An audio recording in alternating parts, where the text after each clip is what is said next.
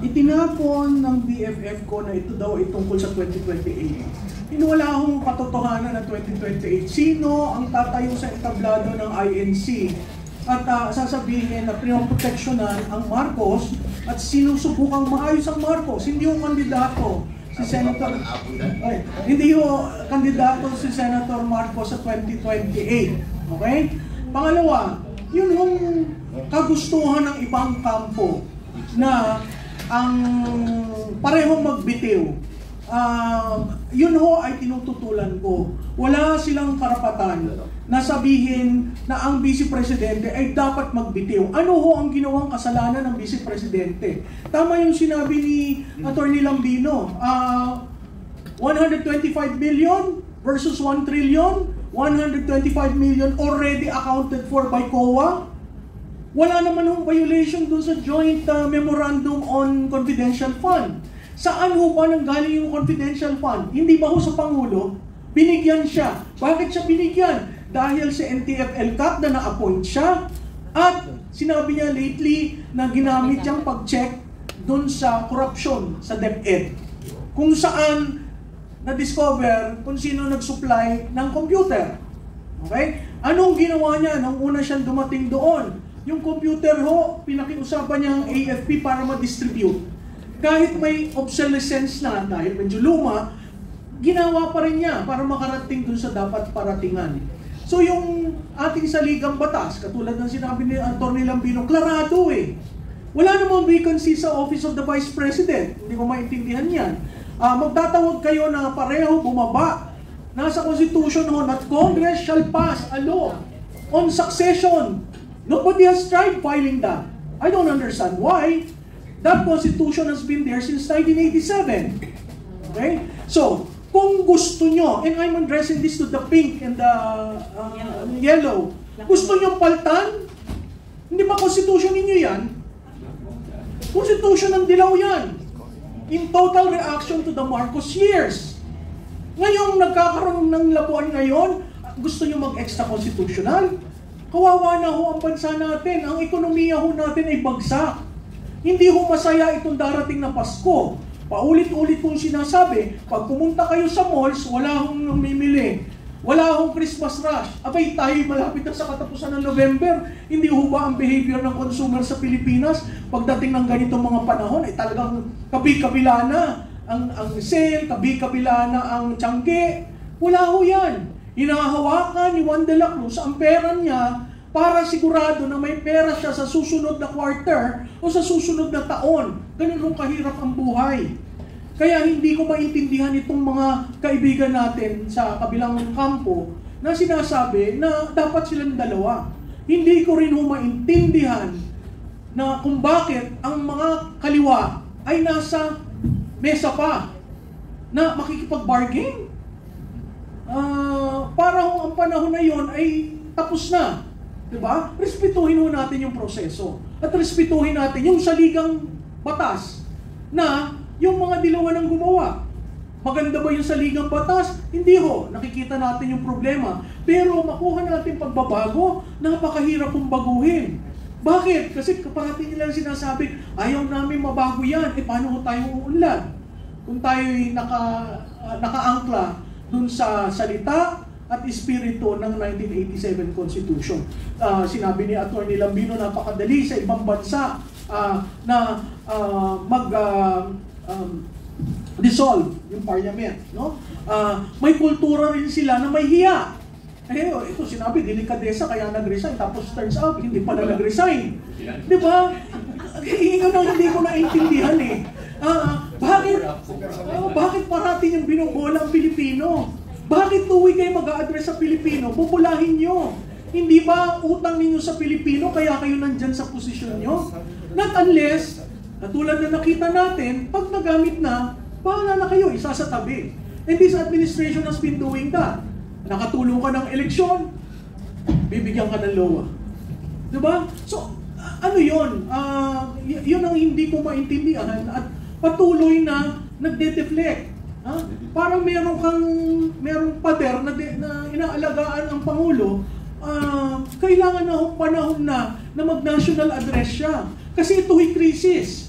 Kung sa tingin nyo ito'y dadaan, hindi ho. Yung handling ng crisis na ikaw ay cocaine user at ikaw ay addict, no?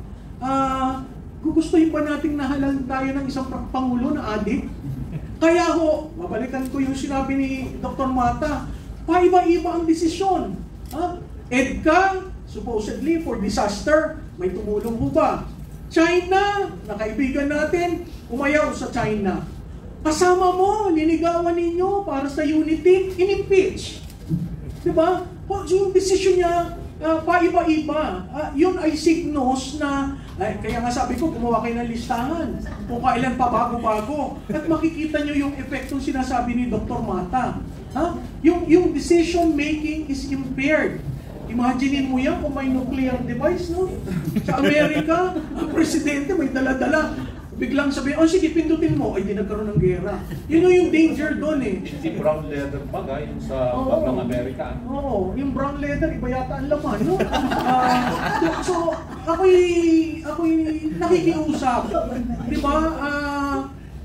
Panahon na ho magsalita kayo. At kung ayaw nyo magsalita, dahil nahihirapan kayo magsalita, di ba, gusto niyo yung magsasalita, no? Nahihirapan magsalita, ay magpa-hair follicle test. Yun ang pinakamadali. It ends ngayon. Kung maging positive yun, you will have to make the ultimate sacrifice for this country to step down. Hindi ho ako nananawagan ng resignation, hindi ko never kong sinabi mag-step down. Pero, kaya hindi ako umakyat ng entablado nung nag-rally. Sabi ko, kayo na lang yan. Kasi hindi pa ako sigurado, kasi may mandato. Pero nung narinig ko si Senador, at alam kong agonizing yung decision na yan. Kasi nung 2025 na eleksyon, pinag-usapan na namin yan eh. Paano ko pa sasabihin? Abe, Kakoy, ikaw yan. Diba? Napakahirap mong isipin at sumunod sa isang leader na may problema na ayaw niyang i-admit na may problema siya. At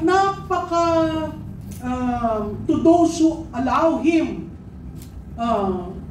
extra leeway, hindi ho nyo mahal ang Pilipinas. Ang mahal nyo lang, yung notion na maging presidente uli ang isang Marcos. Yun ho nakakalungkot eh, kasi karamihan sa amin dito, akala natin redemption. Talagang magsisilbi sa Pilipinas. Day one pa lang ho, hindi na eh. Diba? So yun yung nakakalungkot kasi may mandato siya. Pero, yung mandatong yun, tao rin ang mag-aalis. Tao rin ang mag-aalis. Kasi karapatan ho yun ng taong bayan. No? Kaya kay Secretary John B. Cremulya, ikaw na may kaibigan ko, hindi naman ito inciting to sedition. Dahil hindi naman ako nagsabi na ibagsak. No? Pero there comes a time, yung mga politiko, there comes a time when you really have to think about country. And when you really have to step up on the plate and say, pasensya na kayo, nagamit ko ang pondo na hindi tama. Oy, wala naman tayo naririnig na politiko na gaganyan. Wala nang boses si Congressman nagkakalookan. Erice. Di ba yung passion talagang... Pero wala. May tumayo ba para sabihin na humihingi ako ng paumanhin sa aking mga constituent? Wala.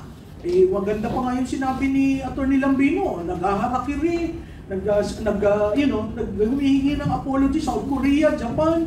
Dito sa atin wala eh. Pakapalan ng mukha eh. So, parte yun ang kailangan nating i-correct. Dahil sa dadating na 2028, abay dapat iba ang uri ng pinuno na ating ihahalal. Yan yung sa demand side. Problema mo sa supply side, ang COMELEC at ang ating sistema. Marami hong aayusin. Kaya ang taong bayan, parati na lang, ay drama lang na, wala naman nangyayari. Makakalimutan rin yan. Ako, humihingi ng tulong sa inyo, lalo na yung sa vloggers at sa media. Magtanong kayo, hindi yung porket dineflect kayo ni BFF ko, hindi nyo natatanungin. Pero saan ka naman nakakita? Tinanong dun sa yung incapacity provision, biglang ang sinagot, ay dapat yung dating administrasyon questionin sa corruption.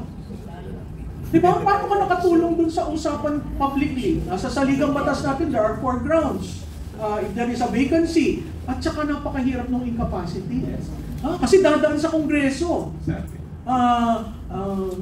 death, yung disability rin, mahirap, may requirement di ba? Yeah, binanggit ko yan nung last Saturday, di ba? Sabi ko sa inyo, take a look at the provision of Article 7, Section 11, and Section 12 ng ating saligang batas. Andoon yung, sabi ko, tagal ko rin tinuturo yan for 20 years, tinuturo ko yung saligang batas na yan. Sabi ko, itong provision na ito, in Section 11, Article 7, in regards to the inability of the President to govern. Imagine that, majority of the members of the cabinet, no. Well, the President can declare himself or herself temporarily incapacitated. Pwede niyang gawin yun, susulat siya sa Senate President at sa Speaker of the House, declaring himself as incapacitated. Immediately, the Vice President will act as President until the President will make bawi. Susulat uli siya na capacitated na ako. Pero sabi ko, paano naging incapacitated yung Presidente? Kung susulat siya sa Senate President at saka sa Speaker declaring himself to be incapacitated. No? One. The second is majority members of the cabinet, no, can declare the President to be incapacitated, and immediately the Vice President will act as President. But the President can contest that. Susulat din siya, sabihin niya, no, I am not incapacitated. So nagkaroon ngayon ng away ng dalawang issue. Then it will be resolved by the Congress of the Philippines. The House and the Senate will make a decision immediately within 12 days. They have to convene and decide, talaga bang incapacitated yung Presidente? And if they decide that the President is incapacitated, then the Vice President becomes the President. Then you go to Section 12. Doon naman sa provision ng Section 12 na yan. Kung ang issue ay patungkol sa health ng President, and that is a public interest, nakalagay po doon. When the health of the President is already something that is questionable, and I think itong revelation ni Senator Amy Marcos na ito, this involves a health issue of national significance that Congress must take a look at. No?